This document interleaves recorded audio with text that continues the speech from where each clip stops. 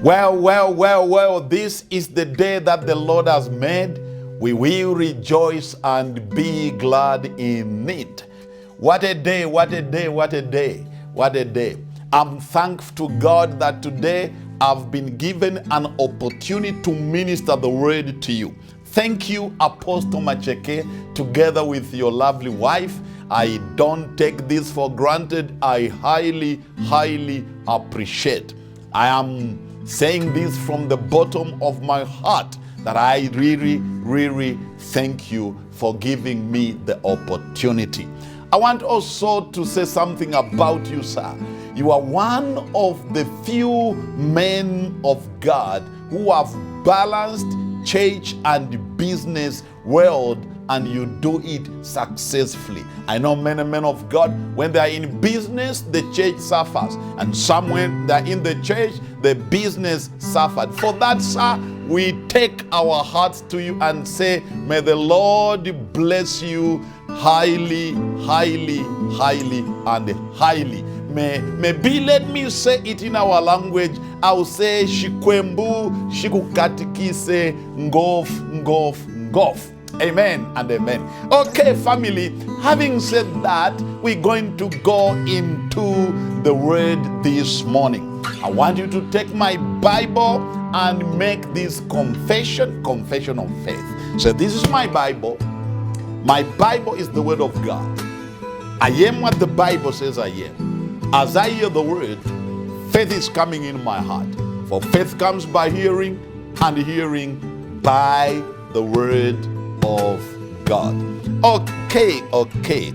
Today, we're going to have some time to share the word of God together. And I'll be talking on the subject of obeying God, or faith for obeying God. Faith for obeying God. Obeying God is very important in our Christian walk. In fact, we can come to church, hear the word, we can read the Bible, read books, and do everything. But ultimately, what will make us bear the fruit is obeying the word that we have heard, the word that we have read, or the voice of God that He has spoken to us as individuals. Many a time, God speaks to us. He speaks to us as we are praying. He speaks to us through the preaching. He speaks to us through the reading of the word. But after God speaks to us, what will make the difference is obeying and applying what God has spoken to us. But obeying God, family, is not easy. It requires faith.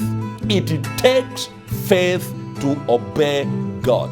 Some of the things that God may ask us to do or may lead us to do may not make sense in the natural. Some go beyond not only just not making sense, they even look dangerous. It's like if we obey God, we're going to endanger our lives. And in such circumstances, for us to go ahead and obey God, it will require faith. Okay, if you read in the Bible, we will find one man who is an example when it comes to obeying God, and it is Abraham, our father Abraham. The Bible tells us that when God asked him or tempted him to go and sacrifice Isaac, he obeyed and almost sacrificed Isaac. But if you go to the book of Hebrews, chapter 11, verse 17, the Bible attributes the obedience of Abraham to faith, because it says, by faith, Abraham obeyed when God tempted him to go and offer his son. In other words, it takes faith to obey God. It takes faith to hear the voice of God, obey the voice of God, and do what He's requiring us to do.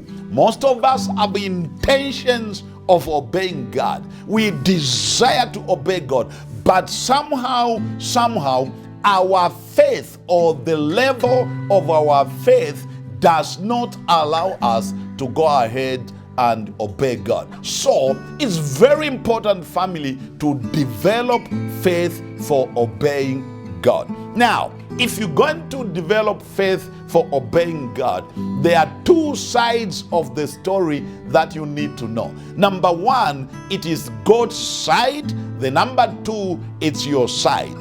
Number one, it's God's side. Number two is your side. For you to obey God, you need to know what God will do for you.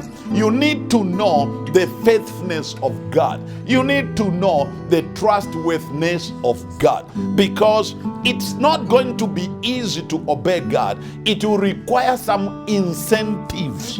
You need to know that obeying God is going to benefit you, and that is the side of God. So let's go ahead and look on what you need to know on obeying God and the side of God. The side of God, as you want to develop faith for obeying God. Number one, you need to know the benefits of obeying God. You need to know, if you obey God, what will it benefit you? What are you going to get out of obeying God? Because you see, human beings, we are benefit-oriented people. We always ask, what is it in for me? Until you see the benefits, you may not do all what it takes to obey God. Okay, so let us look on benefits. What are the benefits?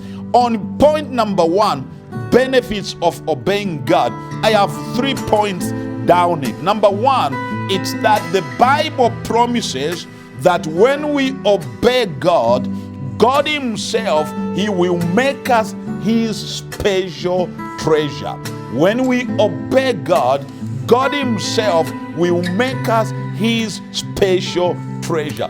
That is compelling enough for me to go ahead and do everything in my power to obey God. If God says, Joseph, when you obey me, I'll make you my special treasure.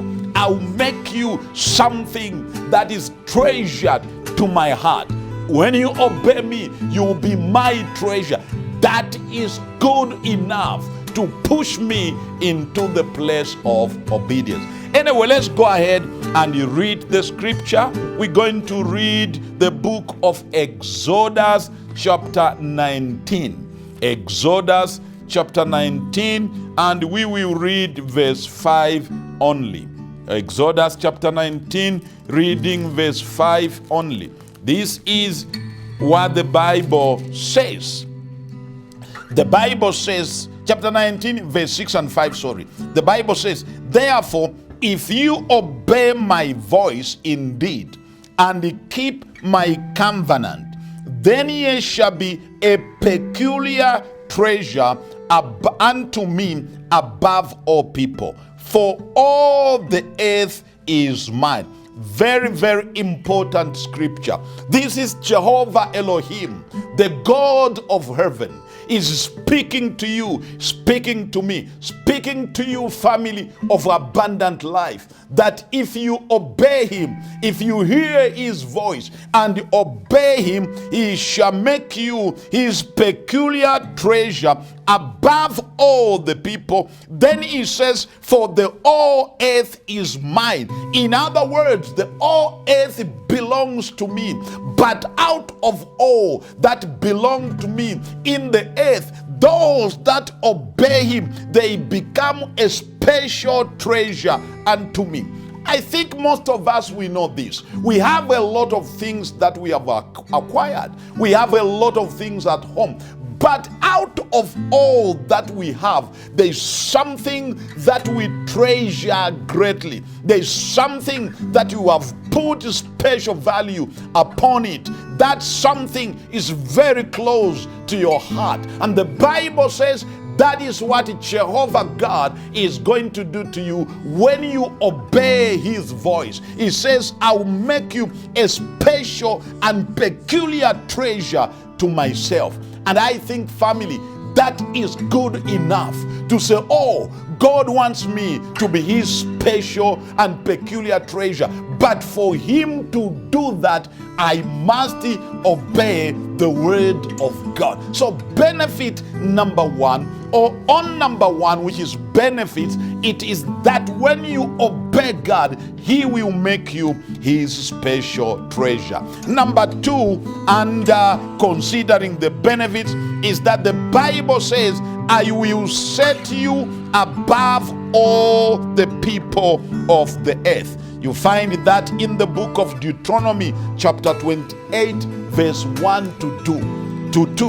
God spoke to the children of Israel that if you shall hearken to the voice of the Lord your God and obey him, he will lift you above all people. And God has kept his word. The children of Israel are highly blessed. It's not because of anything else. It's because of the obedience. And the obedience is the obedience of their father Abraham. Family, this is very important. If we want God to make us his treasure, but not only his treasure, but to lift us, to elevate us above all people, the key is in obeying his voice. The key is in listening to the voice of God and obeying the voice of God. But we cannot obey him without faith. It requires faith to obey God. Number three, the Bible says in the book of Job chapter 36, Job chapter 36, that if we serve him, if we obey him and serve him, he is going to bless us, he is going to prosper us, and we shall spend all our days in prosperity and pleasure. Job chapter 36, I'm going to read verse 11 only. The Bible says, if they obey and serve him, they shall spend their days in prosperity and their years in pleasure. Okay, benefit number three is that when we obey the voice of God, he will prosper us. Now listen to me, family. There are many Christians who are running up and down looking for prosperity. But there is one thing they are missing. It is obeying God in the area where he's speaking to them. It's obeying God in finances. Many of us, we have heard, we have been preached to, we have read the Bible, we have read books that we've got to obey God, pay our tithe, pay our offering, plant seeds. We have heard it, and the Bible says when we do that, the Lord is going to bless us. But we are not obeying and doing what the Bible says because we lack faith. In other words, it requires faith. Now, for you to develop the faith for obeying God, you need to know the benefits. Understand the benefits. When you know the benefits, it will be a reason enough to prepare you and propel you to go and do everything you can do to obey God. So, number one, the benefits that we are going to receive from God should propel us to obey God. Number two, what are we going to see on God's side? Remember, number one is the benefits, and under benefits, we have 3 points. Now we are on number two. If I'm going to obey God, what should I know about him? Because obeying God, family, sometimes may be risky. Faith obeys in the presence of risking moments. We may be risking as it looks in the natural, but by faith we obey God. So if I'm going to have the faith to obey God when things don't look in the natural that they're going to obey to be okay in my life, what do I need to know about God? I need to look in God's profile. I need to know God's profile. I need to understand God's profile. What do I mean? Somebody comes to me and says, God is trustworthy. If you believe him and obey him, you're going to be blessed. You're going to have the benefits. I may say, okay, how do I know that? How can I be sure that God is going to keep his word? How can I be sure that God is going to see to it that he blesses me? How can I know? To know that, you need to check God's profile. What do I mean by God's profile? You need to go in the Bible and you read about people who obeyed God. How did he respond? What did he do with them? Is there anyone in the Bible who obeyed God and God disappointed him? Check God's profile. Every promise that he said in the word, he fulfilled them. There is a day when Joshua, when he was about to die, he went to the children of Israel. He said, listen here, children of Israel, I am old now. I'm about to die. You can know and you can see in all your hearts that out of all the things that God promised, there is nothing that has failed. He has fulfilled them all. He has fulfilled his word. Check God's profile. Go in the Bible. Check about people who obeyed God, who walked with God.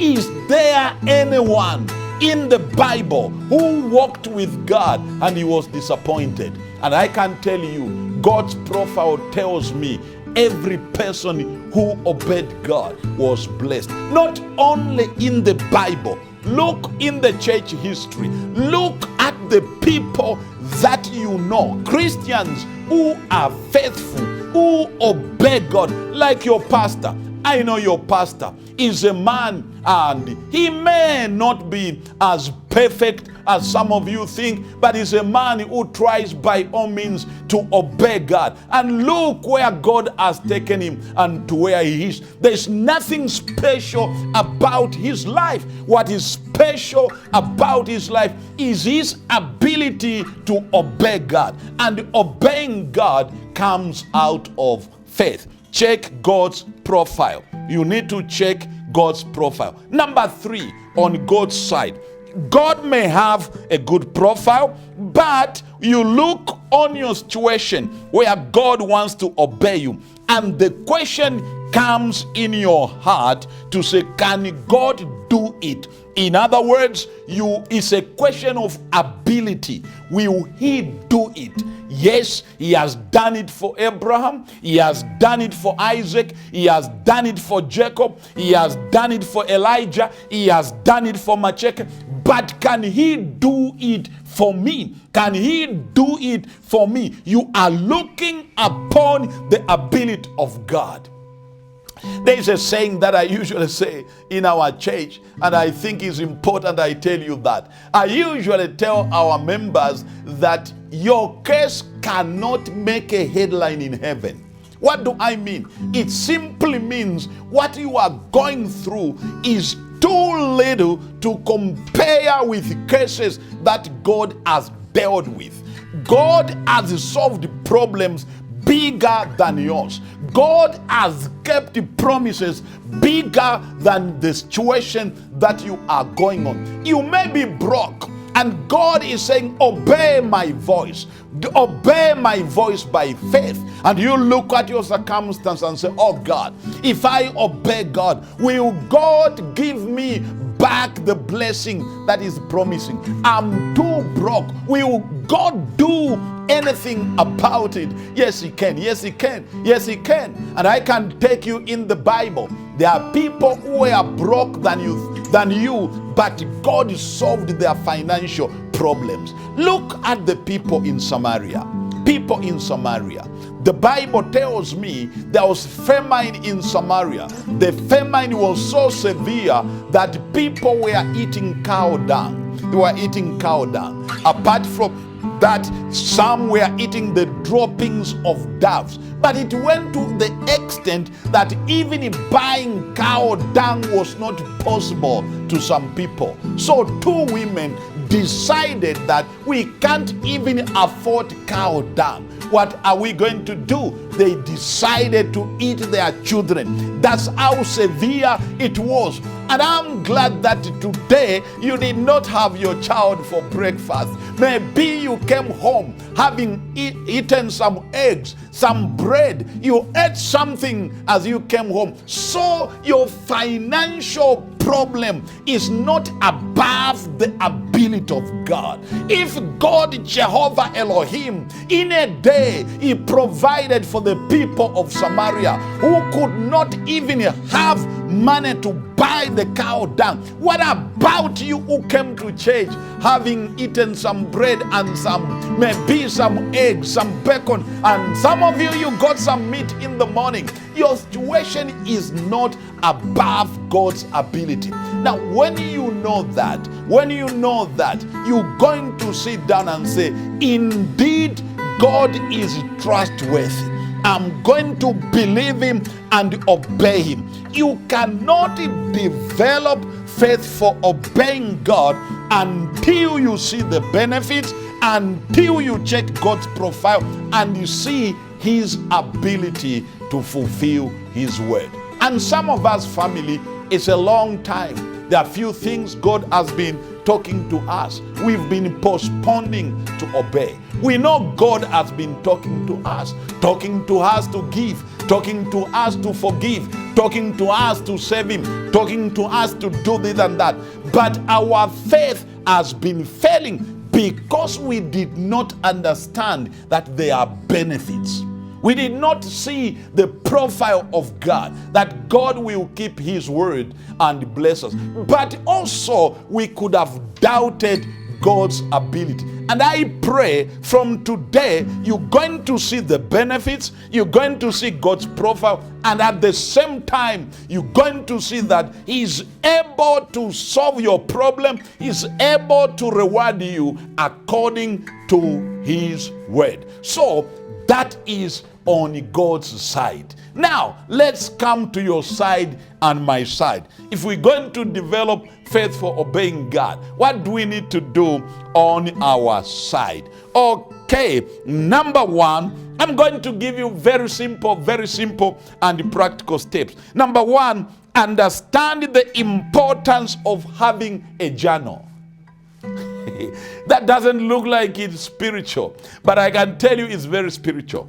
If you're going to develop faith for obeying God, understand the importance of having a journal at all times. Bazalwane, please listen to this.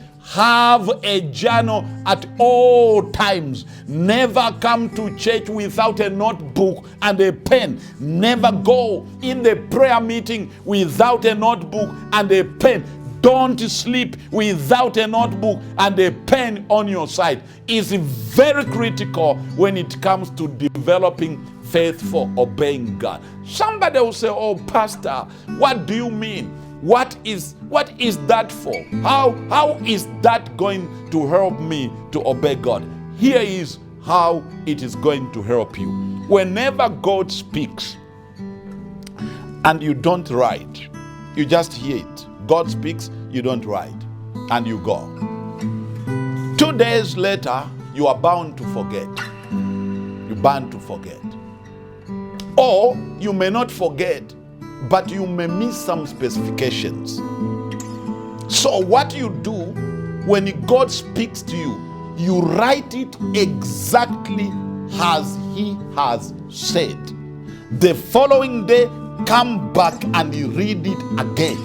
The third day, come back and you read it again. By doing that, you are assimilating the word of God, the guidance of God, the direction of God. You are reading it. You are reading it. Now, when you have the word of God, or God has spoken to you, and you don't write it down, you are bound to forget. Let me give you a very good practical example.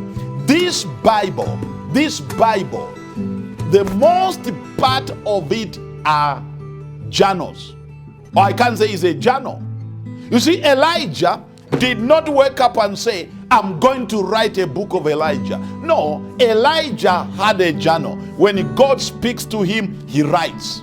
When God speaks to him, he writes. When God speaks to him, he writes. Now, 3 months later, 4 months later, 2 years later, a problem comes. He goes to his journal and say, I don't care what happened. Jehovah God told me this shall come to pass. And he reads what God spoke. Most of us cannot obey God because most of the things that God has spoken to us, we never wrote them down and we have forgotten them. So when a challenging moment comes, when a contradicting moment comes, we have no place to refer to. There is nothing to remind us that you are in this situation, but God said he will do this and this to you. Many years ago, I was in Botswana, and there's a man of God from America.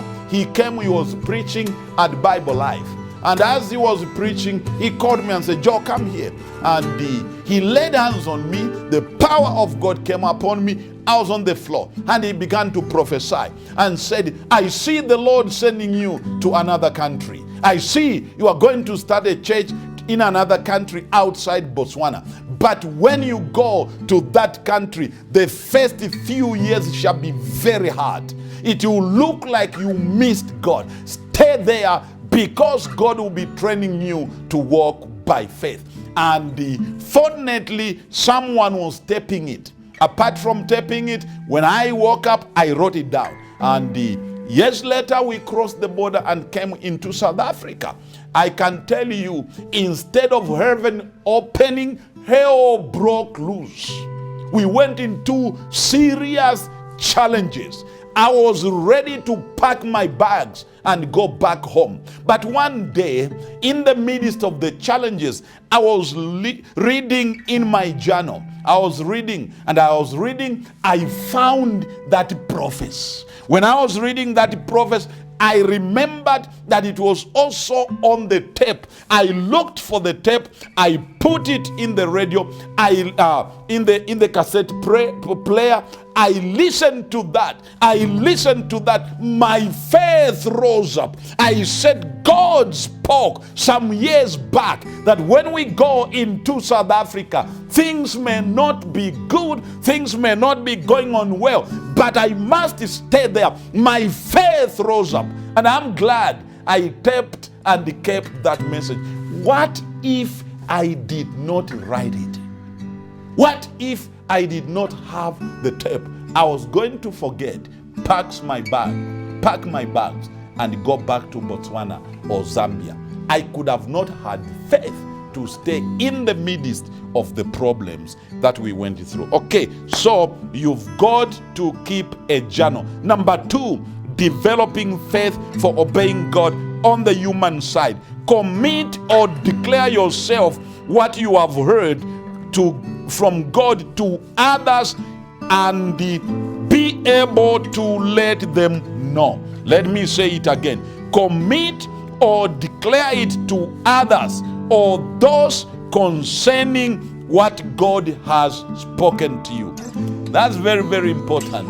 When God speaks to you, there are 2 reactions you may have. Reaction number 1 is to say, I am not going to tell anyone. I will keep it as a secret. You know why you are keeping it as a secret?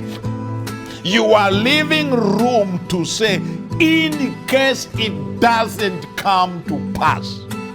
You are saying, I cannot tell people in case it doesn't come to pass. But faith announces.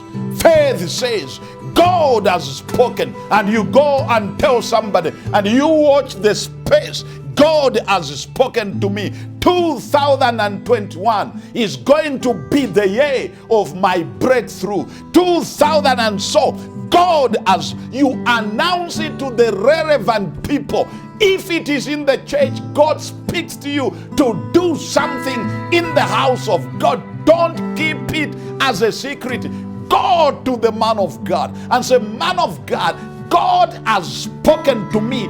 This is what I'm going to do. I don't know how I'm going to do it, but I promise to obey God. In other words, you declare, you review, you let it be known. When you do that, you're going to stand in faith. But when you keep it as a secret, it's very simple to change the goalpost because no one knows about it. Many Christians fail to obey God, fail to stand in faith because they keep things to themselves when they could have declared it to the relevant people. I usually do that. I go in the church and I declare things. One time, many years ago, I declared something and it just happened. The church I was pastoring, that was in Mafiken. I had no car. I was just walking, getting combis, and they said they are going to raise money to buy me a car. And somebody stood up in the church and said, we must raise money to buy Pastor a Ford Bantam. Nothing wrong. If you are driving a Ford Bantam, there's nothing wrong. Then the person added to say, because if the pastor has a Ford Bantam, it is a car, but it can also be carrying instruments. And I looked at it. I said, do they want to buy me a person car, or they want to make me a driver or the driver of the church? Then I said, guys, if you want to buy me a car, buy me a car. Then a word of God came out of my mouth. And I said, by the way, I have even outgrown cars like Ford Bantam. I would love to drive a BMW. And somebody says, Pastor, you cannot have a BMW at this moment. I said, God, Jehovah Elohim, has put in my heart that very soon I am going to drive a BMW. That was in the church, and they heard me. I declare it. Okay, to cut the story short, the following Sunday, somebody drove from Johannesburg by God's grace, and he gave us a paid-for BMW. Faith declares. Of course, you can't declare to everyone. You've got to declare to people who are concerned. You've got to go and let it be known. As I said, if it's in the church, go to the man of God and tell him, I am going to build the church. God spoke to me. If God spoke to you, go and tell the man of God. And the man of God, what are you doing? What man? Say, I don't know. I have no money, but I'm going to obey God. God spoke to me. Most of us change because we keep things secretly. Number 3, on your side, you've got to know how to relate with God outside his presence. If you're going to develop faith for obeying God, you've got to know how to relate with God or relate to God outside his presence. Family, that is very, very important. When we are praying, we are seeking God. The presence of God comes, and in the presence of God, we hear the voice of God. The voice of God will say, my son, this is what I'm going to do with you. I'm going to bless you. I'm going to do this. You're going to bless my house. Or the Lord speaks to you and say, my son, I want you to give the car to the house of God. And you say, oh Lord, I hear you, Jehovah. Oh God, everything that I have, they are yours. I can't hold back. Lord, the car belongs to you. And as I said, you sit down in the presence of God and you write it down. That God said, I am going to give a car, and I have said yes. You've heard it in the presence, you have written it down in the presence. So after doing that, you come out of the church and you go in the parking lot. When you are in the parking lot, the presence is gone. It's now you. There is no anointing. It is no longer in the presence of God. It is now you. The reality has come that this car is supposed to go to the house of God. What do you do? Because if you don't know how to relate to God outside his presence, you will change your mind. That's where many people miss it. Because once God speaks to them in his presence, they think even the time they are going to write a check or transfer the money, they will do it in his presence. No, when you go to transfer the money, it will no longer be in the presence. You should not wait for the presence. You're going to obey out of your choice, because faith is a choice. Faith is a choice. We obey God by choice. We don't obey God and we say, no. That moment is good, but there's a moment when you're going to go to the cross. The Son of God had to go to the cross, obeying the Father, no longer in the anointing, but seeing the cross. But he decided, I'm going to obey God. Most of us, we fail to obey God because we don't know how to relate with him outside the presence. That's very, very important. You've got to know. And how do you know that? As I said, you wrote it down. So you don't feel anything, but you know, I know the voice of God. I heard the God of heaven speaking to me. I wrote it down. I may not feel anything. In fact, I may feel something opposite to what God wants me to do. But I'm not going to move by emotions. I'm not going to wait for any feeling. I will do it by choice, because I heard the voice of God and I know the voice of God. Know how to relate to God outside his presence. Many of us, we make pledges in the presence of God. When the presence finishes or lifts, we forget, because we are waiting for another moment of feeling. Family, obeying God requires faith, and obeying God is profitable. I hope this word that I've shared with you this morning is going to help you to see the importance of obeying God, and to realize that it will take faith for me to obey God, and use the points that I've briefly given you. Your life will never be the same. Many things that seem to be stuck in your life, they'll begin to flow when you learn to obey God by faith. Let me pray with you, family. Father, in the name of Jesus Christ, I want to thank you this morning. I want to bring the family of Abundant Life. I want to bring individuals who are sitting in the congregation, who have been procrastinating to obey God, who have heard the word, but they have been procrastinating. Father, I pray this morning in the name of Jesus. Father, give them the faith. Let them hear this word, and this word build faith in their lives, because that blessing is waiting their point of obedience. That promotion is waiting their point of obedience.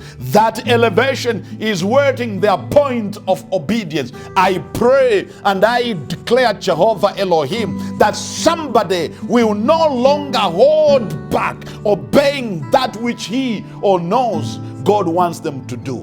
I pray, Holy Spirit, minister faith in their lives. I thank you, Father, and I bless you in Jesus' name. We thank you, Abba, Father. We give you honor and we give you glory in Jesus' name. Amen and amen and amen. I hope, family, this word has been a blessing to you. May the Lord bless you. And again, Apostle Macheke, thank you for giving me the opportunity to share the word with the lovely family. The Lord bless you and bless you and bless you and bless you. Shalom.